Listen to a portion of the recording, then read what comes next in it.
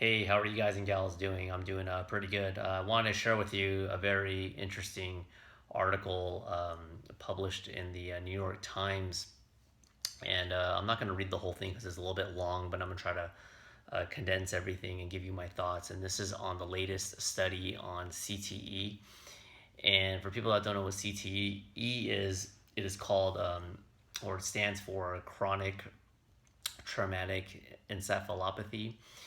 Let's call it CTE, and it's basically a degenerative disease to your brain from repeated blows to the head, often seen in football players.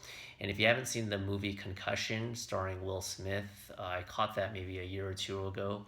I forgot the doctor's name because I don't want to get off too much on a tangent, but he's the one that started looking into the Pittsburgh Steelers, a lot of the ex Pittsburgh Steelers who have passed away, and he noticed there was a correlation between a lot of players just, a lot of them were becoming suicidal.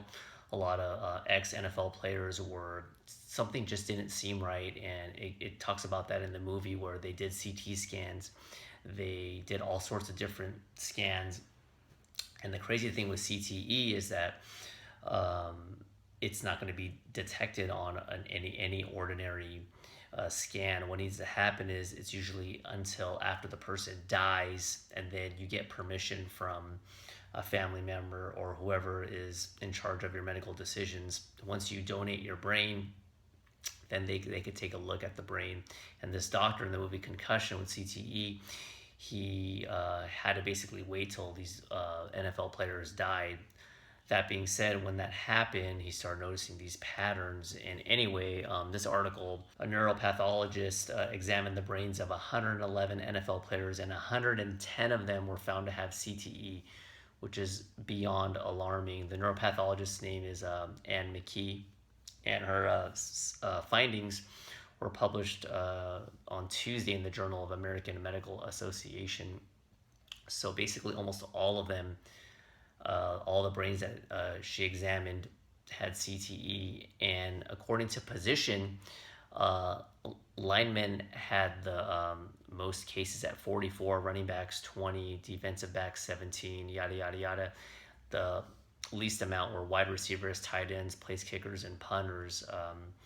Majority of people watch football, but for the small minority that don't, what they attributed the increased risk of the CTE for linemen is that when the guys are lined up, they're constantly, although they're not getting concussed all the time, they're basically, there's an offensive line, defensive line, and right when the ball hikes, they collide amongst each other, and the offensive line's job is to protect the quarterback. The defensive line is supposed to attack the quarterback. Nonetheless, when you get these helmets kind of hitting, and it doesn't have to be an all-out hit, it doesn't have to be a concussion. What happens is that over time it just gets worse and worse and worse, and you may not even get a concussion. That's the scary thing. That's why a lot of linemen were getting the CTE. And the article mentions, and I've heard this before, is also in the movie, it is the equivalent of getting in your car and going about 30 miles an hour, maybe 35 miles an hour, and going right into a brick wall and hitting your head on the steering wheel.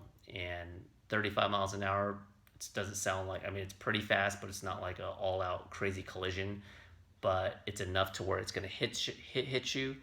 You're probably going to recover. You're not going to die, but over time, your parts of your brain, the integral parts of your brain, are going to disintegrate, and this causes a lot of just agony amongst people that get CTE. And Chris Benoit, or if you remember him, he killed himself, he killed his wife, and he killed his two kids. Now, the article did briefly mention that they don't want to make a complete 100% link between suicide and CTE, but a lot of the findings are just really just unfortunate because it affects certain parts of the brain. And speaking of that, let me just get to it. I'm going to try to put some pictures while I talk, if possible. So this is from Kenny Stabler's brain. He was a Pittsburgh Steeler great, and he donated his brain. So it's basically four components of the brain that is found to basically degenerate from the CTE, and one is the superior frontal cortex, and that area is important for memory, planning, abstract thinking. So when that gets hindered, these often people with CTE, they feel like they're just going crazy. Something's just not right. They feel like they're getting dementia.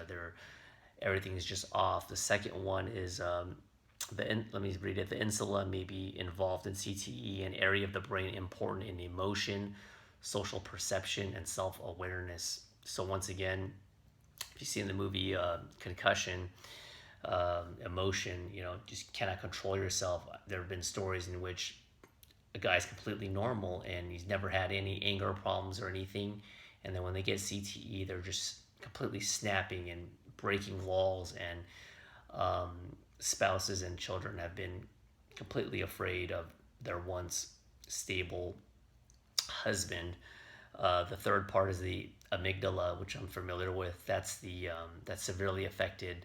That's important for emotional control, aggression, and anxiety. It kind of ties into the insula.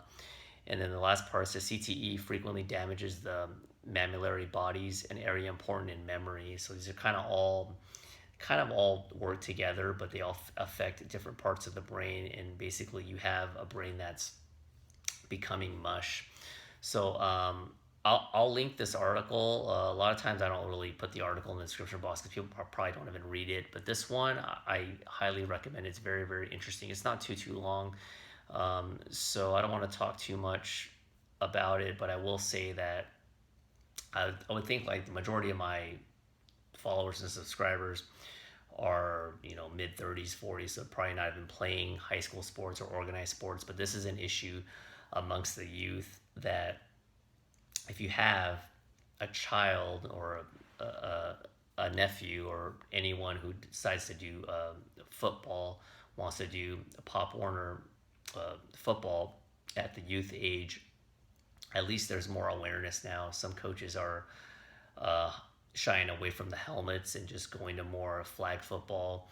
So this is something that you really need to worry about. And also, even for someone like our age, even though we're not in organized sports, if you decide to take up a hobby, like for instance, I wanted to take some boxing lessons. I've thought about it. I may eventually take some, but as far as like full on sparring, and I may do a little bit, but I'm constantly getting hit in the head. This is something that once it happens, I'm not an expert. I don't know if it's reversible. This is nothing to play around with. Your brain is very, very subtle. It's basically the CPU. It's the motherboard of the computer, so to speak. And your brain's not like a sprained ankle. I've had plenty of those. Oh, you sprain it, it's more susceptible to re-spraining, but you can still walk. I mean, you have your brain. It's like this is just really interesting stuff. So I'm kind of curious to see what the NFL has for years. They kind of denied it. They kind of talk about that in the movie because they're all about making money. But I'm not sure what kind of solution they're going to come up with. If they're going to have mandatory different types of helmets or something, I'm not quite sure, or mandatory time in which they cut down the amount of games, because right now, in the regular NFL season, there's 16 games, and they want to increase it to 18 games, and that to me is just a real bad idea. Not to go off too much on tangent, but between the major sports like football, baseball, basketball, and hockey, I would say that football, if you have a kid, if you have a boy who wants to play football, that's fine, but just be very, very cautious. Of those four major sports, football is a sport that I would probably shy away from, just from a health standpoint and from a financial standpoint, because in the NFL, they don't get paid as much as the baseball and the basketball. Baseball is the highest, basketball is second, hockey and football are similar. Now, there are the Tom Brady's of the world that get the 16 million, but you could be a complete scrub and get that money playing basketball. It just goes to show you it's really crazy. And one reason you might be wondering why, that's because even though the NFL is extremely profitable, it's just global. You have to split the money amongst, what was it, 52 players per team. Um, I'm not a mathematician, but when you got to cut all that money between 52 ways, there's only so much of the piece of the pie that people can eat, so to speak. So that's for another discussion. That's just something to really think about if you want to play organized sports, or if you have a nephew. So, anyways, that's my time. If you do get a chance, check out the article, and or if you want to watch the movie Concussion starring Will Smith. It's very, very interesting, and just be very safe, guys and gals. And if you ever do something, hit your head, you feel a little off, don't hesitate to go see a doctor. Just make sure you're okay, especially if you get a concussion. That's my time, and I'll talk to you in the next video. Bye.